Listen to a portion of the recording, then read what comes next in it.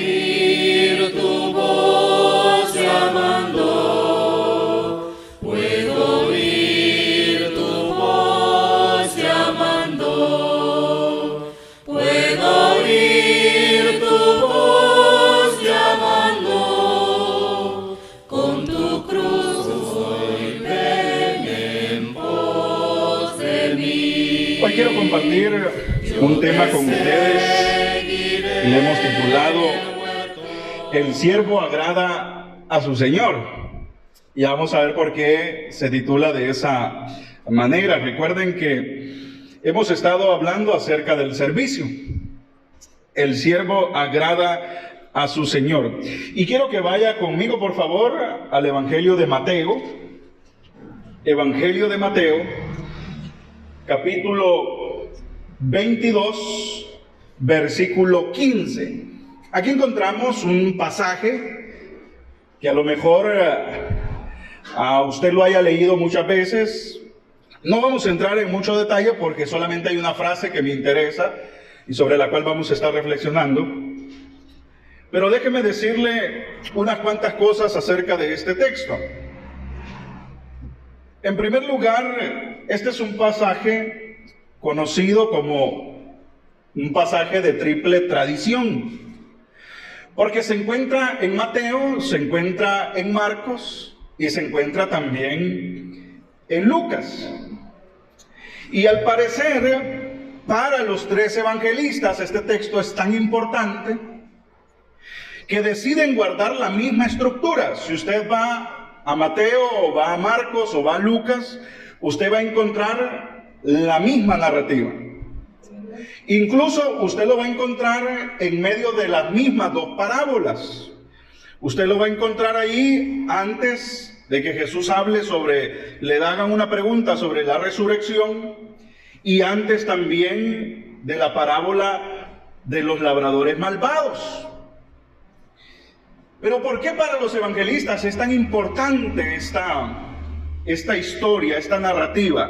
Bueno, lo vamos a ir descubriendo a medida que entremos en ella. Yo creo que leamos ahí desde el versículo 15 en adelante. Dice ahí el tema, la cuestión de tributo, dice ahí. Yo creo que así aparece en todas las Biblias, al menos en Reina Valera. Dice así: entonces se fueron los fariseos y consultaron cómo sorprender a Jesús en alguna palabra. Y le enviaron, dice, los discípulos de ellos con los herodianos, diciendo: Maestro. Y mire esas palabras tan dulces y rebuscadas, pero mentirosas. Dice: sabemos que eres amante de la verdad y que enseñas con verdad el camino de Dios, y que no te cuidas de nadie porque no miras las apariencias de los hombres. Bueno, Mateo, a diferencia de Lucas, nos dice a nosotros quiénes fueron esos enviados. Dice que era un grupo de los herodianos, y ya le voy a explicar quiénes son ellos. Aunque Lucas nos da otro detalle que nos dice que fueron los fariseos quienes enviaron a los herodianos a tenderle esta trampa a Jesús. Entonces, estos personajes se acercan a Jesús con una serie de palabras, como la Biblia le llama, palabras lisonjeras, así le llama la Escritura, que son palabras de adulación. Ellos están adulando a Jesús. Le dicen: nosotros sabemos que eres amante de la verdad, dice, y que enseñas con verdad el camino de Dios. Mire qué dulce a veces se presentan las mentiras y la hipocresía, que así llegan estas personas a hablar con Jesús. Para el tiempo de Jesús, Israel era un territorio ocupado por los romanos, y el tributo que los judíos tenían que pagar en moneda romana, que era el denario, y cuya moneda tenía el rostro del emperador en aquel tiempo de Tiberio, servía como una forma sencilla y simple de sometimiento. El imperio había sometido a Israel y forma de ese sometimiento era obligarlo a pagar tributos. Obviamente, en cuanto si se debía pagar o no tributos, era una discusión muy popular entre el pueblo. Generalmente habían dos tipos de personas. Estaban los colaboracionistas del imperio, que eran los saduceos, porque era la élite de mucho dinero, eran la gente pudiente. Entonces ellos estaban de acuerdo con el imperio. Pero estaban también los rebeldes, que son conocidos por ese nombre de celotes. Era un grupo de revolucionarios que todo el tiempo estaban queriendo darle golpe de estado al emperador, porque no estaban de acuerdo contra todos esos tributos o contra toda la opresión que el imperio les imponía. Entonces, en varias ocasiones ya para el tiempo de Jesús, habían habido muchas revueltas partiendo desde este asunto, porque un grupo estaba de acuerdo y otro grupo no estaba de acuerdo en cuanto a pagar tributos al César. De manera que el pago de tributos era una situación, era un asunto muy delicado para el tiempo de Jesús.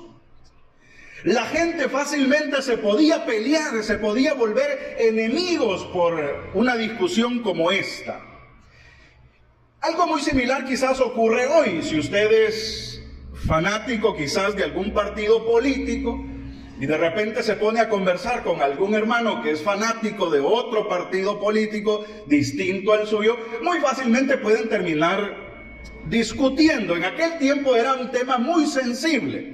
Así quizás como es el tema hoy de las nuevas ideas. Es un tema muy sensible en nuestro país. Unos están de acuerdo, otros no están de acuerdo con el gobierno actual. Y si usted se pone a hablar de eso con algún hermano, es muy probable que terminen discutiendo, así como sucedía en aquella época. Con la diferencia en que en aquella época las discusiones podían terminar en situaciones muy graves.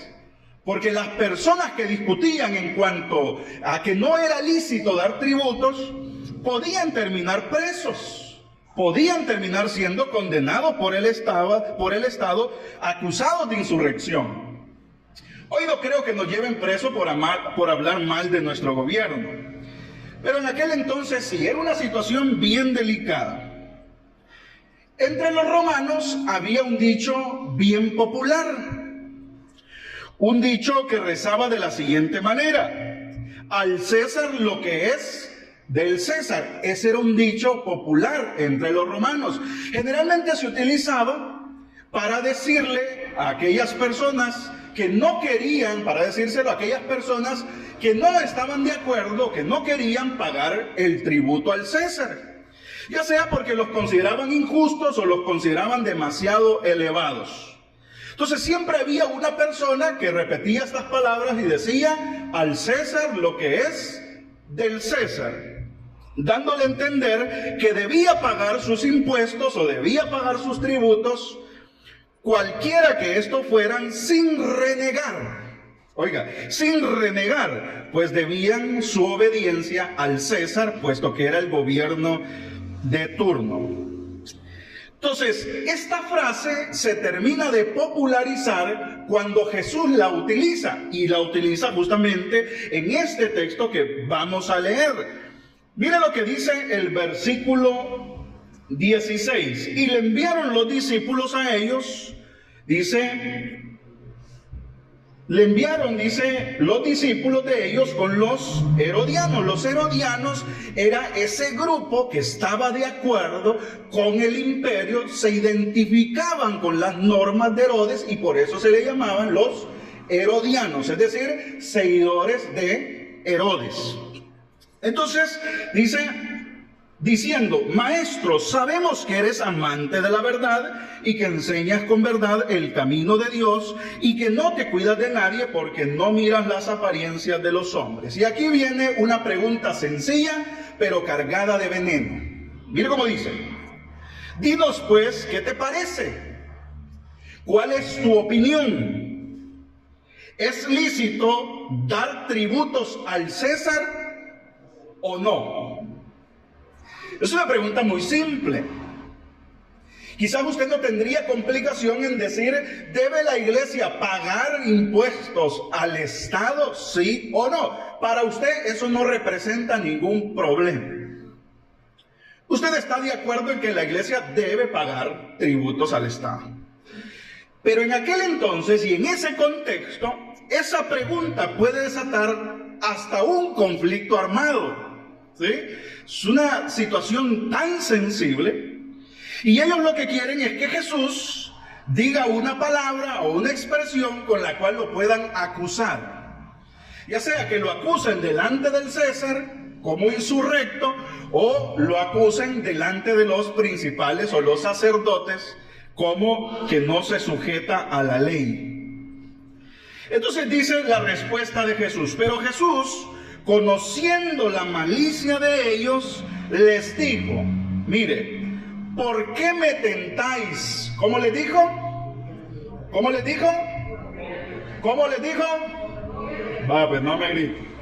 Hipócrita, sí le dijo. Yo siento que a mí me lo dijeron. ¿Por qué me tentáis, hipócrita? Les dijo Jesús. Versículo 19. Miren lo que dijo Jesús. Mostradme, dijo Jesús, ¿una qué? Una moneda. Entonces los discípulos llevan a Jesús una moneda. Le traen a las manos de Jesús una moneda. Jesús probablemente toma aquella moneda, que la conoce muy bien, y mira que de un lado esa moneda tiene el rostro del emperador y del otro lado tiene una inscripción representativa del Estado. Así como nosotros tenemos, mira, esta moneda de dólar. Aquí tenemos nosotros a George Washington, miren. Y tenemos la estatua de la libertad de aquel famoso dicho de Estados Unidos: en Dios confiamos, miren. Pues en aquel entonces Jesús toma la moneda y les dice, fíjense bien lo que le dice Jesús: ¿de quién es esta imagen y de quién es esta inscripción?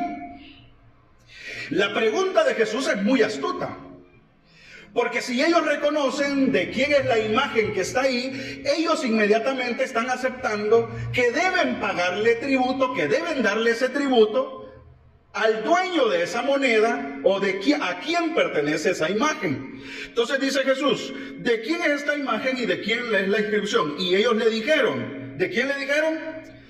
De César.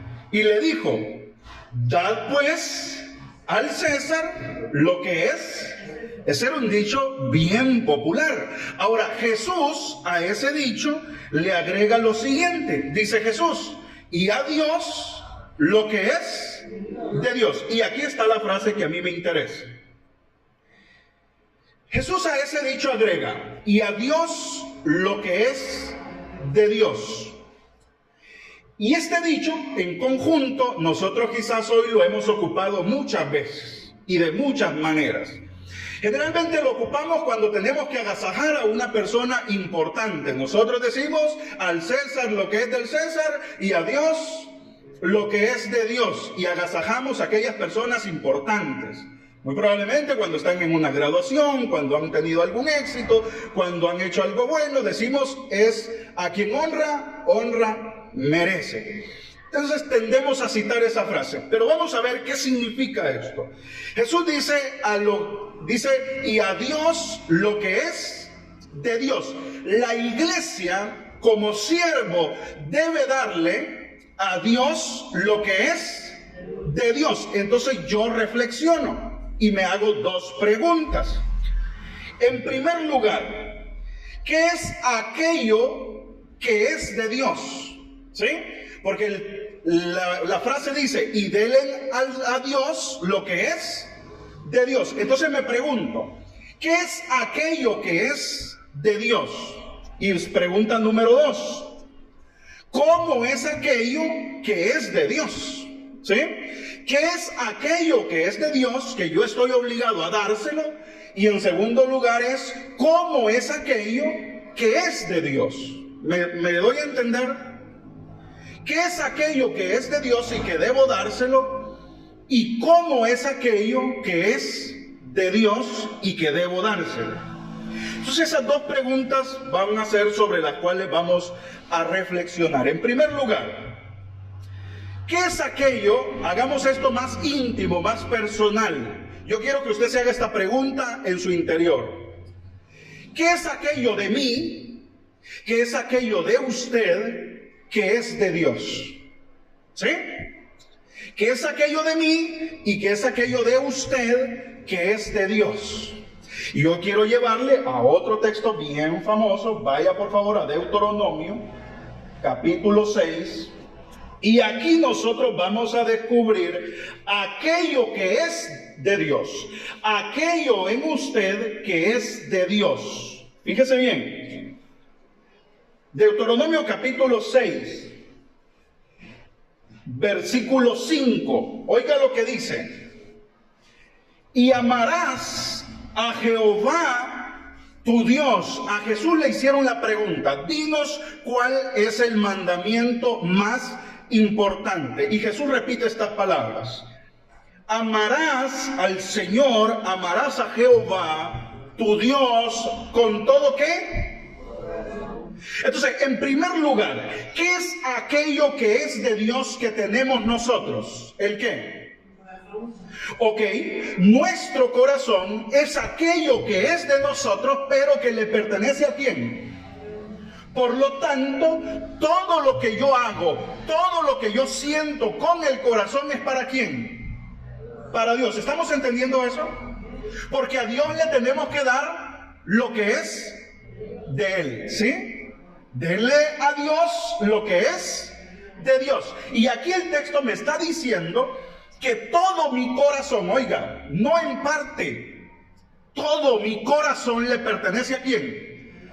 Y por lo tanto debo amarlo con todo el corazón. ¿Sí? ¿Qué significa amar a Dios con todo el corazón? Hágase esta pregunta: ¿cómo ama usted a Dios con todo el corazón? Amamos a Dios con el corazón cuando nos despojamos de la envidia, cuando nos despojamos del rencor, cuando nos despojamos del odio, cuando nos despojamos de la avaricia, cuando nos despojamos de todas aquellas cosas que ensucian aquello que le pertenece a Dios y que estoy obligado a dárselo. ¿Me estoy dando a entender? Sigamos leyendo. Dice: amarás a Jehová tu Dios con todo tu corazón, y amarás al Señor tu Dios con toda ¿qué? Tu alma. ¿Qué otra cosa tengo en mi interior que le pertenece a Dios y que estoy obligado a dársela? ¿El qué? El alma. El corazón y el alma son míos, pero le pertenecen a Dios. Es decir, los tengo yo, pero le pertenecen ¿a quién? A Dios. Y yo estoy obligado a dárselo, porque debo darle a Dios lo que es de Dios. Entonces mi corazón es de Dios, y también dice aquí, mi alma es de Dios. ¿Y cómo hago yo para que esta alma que yo tengo sea de Dios? Bueno, purificándola, entregándole a Dios un alma sincera, íntegra, pura, ¿sí? Cuando yo me despojo del pecado, de la avaricia, ¿sí? Estoy purificando eso que es de Dios y que está en mí. Entonces dice el siguiente pasaje, dice lo siguiente: amarás al Señor tu Dios con todo tu corazón, con toda tu alma, y dice ahí, con todas tus... ¿Qué otras cosas tenemos nosotros que es de Dios? ¿El qué? Las fuerzas. Y es lamentable que la iglesia, teniendo las fuerzas para servir y trabajar al Señor o entregárselas a Dios, las estemos entregando en otras cosas que no son para Él. ¿Me explico? Porque nosotros tenemos fuerzas, pocas o muchas las tenemos.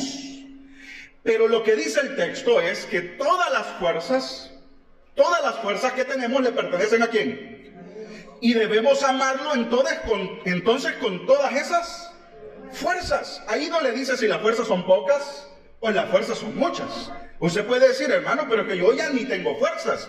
Bueno, ahí el texto no le está diciendo si las fuerzas son muchas o las fuerzas son pocas. El texto le está diciendo que usted debe amar al Señor ¿con qué? Con todas sus fuerzas, sean pocas o sean muchas. Usted debe amar al Señor con toda su fuerza. Porque esas fuerzas que usted tiene, sean pocas o sean muchas, le pertenecen ¿a quién? A Dios. ¿Por qué? Porque Él se las ha dado. Porque se las ha dado. O usted anda de pie porque es bueno. O usted trabaja y atiende su negocio porque usted es bueno. No, usted lo hace porque Dios es generoso, porque Dios es misericordioso, y tanta es la misericordia del Señor que la renueva, dice el texto, todos los días. Todos los días, cada mañana el Señor está renovando nuestras fuerzas. ¿Por qué? Porque está renovando su misericordia sobre nosotros. Entonces contestamos, cuando Jesús dice, y denle a Dios lo que es de Dios, nos preguntamos, ¿qué es aquello que yo tengo que es de Dios? Todo mi ser, oiga, todo mi ser, todo le pertenece ¿a quién? A Dios. Nada le pertenece a este mundo, nada le pertenece al enemigo, todo le pertenece ¿a quién? A Dios. Y por eso Pablo se preocupa por eso. Vaya conmigo a Primera de Tesalonicenses. Por eso Pablo se preocupa por esto, porque si esto es lo que tenemos y lo que le pertenece a Dios, entonces deberíamos preocuparnos por Él, por limpiar, por purificar, por santificar eso que tenemos que le pertenece a Dios. Filipenses capítulo 5, Primera de Tesalonicenses capítulo 5, versículo 23. Mire lo que dice. Y el mismo Dios de paz, ¿qué tiene que hacer Dios en nosotros? Los santifique por completo. Es decir, todo nuestro ser. ¿Qué implica nuestro ser? Nuestro espíritu, nuestra alma, ¿y qué? Y nuestro cuerpo, o nuestras fuerzas, como dijo allá. Sean guardados. ¿Cómo tienen que guardarse esas cosas que tenemos y que le pertenecen a Dios? ¿Cómo deben guardarse? Irreprensibles para la venida del Señor. ¿Se dan cuenta? Entonces, cuando nosotros nos preguntamos, denle a Dios lo que es de Dios. ¿Qué es aquello que yo tengo que es de Dios y que tengo que dárselo? Mi corazón, mi alma, mis fuerzas, mi cuerpo. Ahora viene la segunda pregunta. ¿Cómo le estamos entregando eso que tenemos y que le pertenece a Dios? ¿Cómo se lo damos? ¿Cómo? ¿Cómo le servimos? ¿Recuerdan la segunda pregunta? ¿Cómo le servimos? ¿Qué es aquello que tenemos de Dios y cómo es aquello que tenemos de Dios?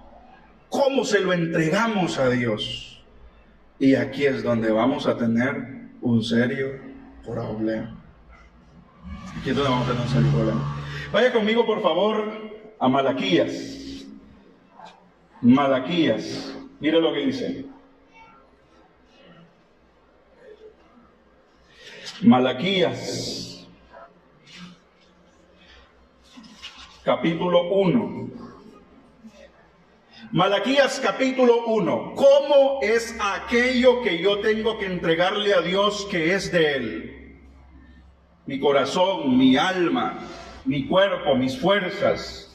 Mire cómo dice Malaquías, capítulo 1, versículo 6 en adelante. Dice así. El hijo, ¿qué hace el hijo? ¿Cuál es la preocupación del hijo? ¿Cuál es? Honrar a su padre. ¿Y el siervo qué hace? ¿Honra a quién? A su señor. ¿Es cierto eso, sí o no? Los hijos deben ocuparse de honrar a sus padres. Y los siervos deben ocuparse ¿en qué? De honrar a su Señor. Ahora mire la reflexión. El hijo honra al padre y el siervo a su Señor. Si pues soy yo padre, ¿dónde está mi honra? Y si soy Señor, ¿dónde está mi temor? Dice Jehová de los ejércitos a vosotros. Oh sacerdotes que menospreciáis mi nombre y decís, ¿en qué hemos menospreciado tu nombre? Y aquí viene, en que ofrecéis sobre mi altar, ¿el qué ofrecen? Pan inmundo. Y dijiste, ¿en qué hemos deshonrado? En que pensáis que la mesa de Jehová es como menospreciable. ¿Por qué? Porque cuando te acercas a ofrecer el animal ciego para el sacrificio, ¿no es malo? Asimismo, cuando ofreces lo cojo, lo enfermo, ¿no es malo? Y aquí viene, preséntaselo a tu príncipe, preséntaselo a tu rey, preséntaselo a tu presidente. Dice, ¿acaso se agradará de ti y lo aceptará? Y aquí tenemos un grave problema. Porque nosotros en la sociedad nos preocupamos por agradar a aquellas personas que consideramos que son importantes.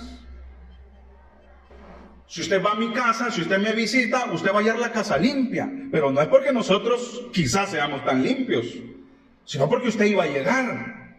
Y porque lo creemos importante. Ahora, si usted llegó y halló la casa sucia, no es que usted no sea importante. Es que usted ya es de la familia. ¿Sí?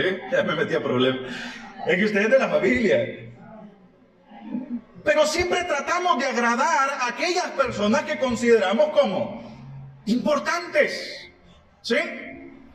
Y le entregamos lo mejor. Nos ponemos la mejor ropa. Queremos entregarles lo mejor a la gente que creemos que son importantes. Ahora la pregunta es, ¿por qué no hacemos lo mismo con el Señor? ¿Acaso el Señor es menospreciado? ¿Acaso el Señor vale menos que esas personas que consideramos importantes? ¿Acaso el Señor vale menos que el César? ¿Acaso el Señor vale menos que el presidente? ¿Por qué con el Señor hacemos lo contrario? ¿Por qué cuando nos presentamos delante de Dios le entregamos lo enfermo, le entregamos lo cojo, le entregamos lo robado, dice aquí el texto? ¿Por qué le entregamos al Señor lo peor de nosotros si Él entregó lo mejor de Él para nosotros? ¿Por qué? Venimos a la iglesia sin ganas. Venimos a la iglesia tristes. Venimos a la iglesia a veces sin querer estar acá, pensando en otra cosa. Lo que le entregamos a Dios, ¿se lo entregamos como Él quiere que se lo entreguemos? ¿O qué le damos al Señor? ¿Cómo está el corazón que le estamos entregando al Señor? ¿Cómo está el alma que le estamos entregando al Señor? ¿Qué hacemos con las fuerzas que el Señor nos da todos los días para levantarnos de la cama? ¿Qué hacemos con esas fuerzas para servir al Señor? Seguimos entregando al Señor lo peor de nosotros. Y pensamos que el Señor lo acepta. Pensamos que el Señor lo recibe. Pensamos que el Señor va a pasar por alto eso que hacemos. No, hermano. Por eso se llama el Señor. Porque Él es el Señor de todo. Y ese es el mensaje de Jesús a aquellos hipócritas que llegaron a hablarle. Le dijeron, si esa moneda tiene una inscripción del César, désenlo, porque le pertenece. Pero ¿qué hay dentro de ustedes que le pertenece a Dios? Su imagen. Todos nosotros aquí portamos el qué, no la imagen del César. Nosotros no portamos en nuestro interior la imagen del presidente. Nosotros no llevamos en nuestro corazón la N de Nayib. Bueno, algunos sí.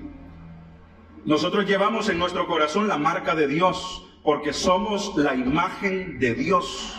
Entonces, ¿a quién le pertenecemos? Cuando nosotros nos bautizamos, nos pusieron una marca. Esa marca es la del Espíritu. Pablo dijo que esa era nuestra garantía, nuestras arras para el día de la redención, el que nosotros fuésemos marcados con el Espíritu. Dice el libro de Apocalipsis que todos aquellos que estaban marcados por el Espíritu, que tenían la marca del Espíritu, dice, adoraban día y noche al Señor. Porque todos aquí hemos sido marcados por el Señor. ¿Sabe por qué? Porque le pertenecemos al Señor. Nosotros no pertenecemos a este mundo. Nosotros no le pertenecemos a estos gobernantes. Nosotros no le pertenecemos a esta realidad. Nosotros pertenecemos a una patria gloriosa y celestial que está allá donde Jesús fue a preparar morada. Por eso dice Pedro, créanse con ustedes como peregrinos en este mundo. Hagan lo bueno mientras tengan oportunidad. Denle ejemplo a los incrédulos, dice Pedro, para que por la conducta y la obra de ustedes se conviertan también. Pero no vivan y no se casen con este mundo. Por eso dijo Santiago, el que es amigo del mundo se constituye ¿en qué? Porque nosotros no somos de este mundo. Todo lo que tenemos no es de este mundo. Es que el Señor nos lo ha dado para que le sirvamos a Él. Para que le sirvamos a Él. Pero nosotros a veces nos portamos egoístas, incluso con las cosas que el Señor nos ha dado. ¿Y cómo? Si es para Él. Es para Él. Lo poco, lo mucho que el Señor me lo ha dado para Él. Sí, me lo ha dado para Él. Y por eso lo uso para Él. Porque eso es lo que yo estoy sembrando aquí de este lado. Porque yo he entendido que todo lo que siembro de aquí se cosecha allá. Entonces todo lo que tengo que usarlo para Él. Y de vez en cuando para mí. Pero para Él. ¿Me explico? Entonces Jesús dice, y denle a Dios lo que es de Dios. Fíjense bien. Y denle a Dios lo que es de Dios. Y quiero cerrar esta predicación con esta afirmación, una declaración paulina de las más antiguas. Quiero que vaya a Romanos capítulo 8. Mire, Romanos capítulo 14. Romanos capítulo 14, una declaración paulina que a mí me sigue desafiando y me seguirá desafiando todo el tiempo. Dice Romanos capítulo 14, versículo 7, dice así, porque de ninguno de nosotros vive, ¿para qué dice? Oiga lo que dice, porque ninguno de nosotros vive ¿para quién? Para sí, ninguno. ¿Entendió eso, hermano? Es que nosotros no estamos aquí para actuar egoístamente para nosotros. Es que yo quiero esto, es que a mí me gusta esto, es que a mí me agrada esto, es que yo necesito esto. Pero ¿cuándo vas a dejar de pensar en ti y vas a comenzar a pensar en Dios? Dice Pablo, ninguno de nosotros vive para sí, ninguno de nosotros muere para sí. Y dice el versículo 8, porque si vivimos para el Señor, ¿qué dice? Vivimos. Y si morimos, para el Señor morimos. Así pues, sea que vivamos o que muramos, del Señor, ¿qué dice? Somos. Gloria a Dios. ¿Entendió eso? ¿Entendió eso? Al principio de la pandemia, yo les hice una pregunta a ustedes, les dije, todos nosotros queremos sobrevivir, no nos queremos morir. Por eso tomamos precauciones, por eso usamos mascarilla, por eso usamos alcohol gel, porque no nos queremos morir. Pero ¿para qué no nos queremos morir? Para seguir llevando la misma vida, para seguir viviendo apartados del Señor. Para eso queremos seguir viviendo. Dice Pablo, si nosotros morimos, ¿para quién morimos? Para el Señor. Pero si vivimos, dice Pablo, ¿para quién vivimos? Para el Señor. Si usted quiere sobrevivir a esta pandemia para servir al Señor, lo felicito. Pero si usted quiere sobrevivir a esta pandemia porque tiene un buen trabajo, porque tiene un buen negocio, porque tiene dinero, porque tiene carro, tiene casa, porque tiene una esposa, porque tiene hijos a lo que quiere disfrutar, usted no está poniendo la mirada en los cielos. Si usted quiere vivir y quiere disfrutar la vida, que sea para el Señor. Porque de Él somos, por Él vivimos y por Él nos movemos, dijo Pablo. ¿Sí? Porque de Él somos, a Él le pertenecemos y llevamos la marca del Señor. Démosle a Dios, démosle al César lo que es del César, pero no le quite a Dios lo que es de Dios.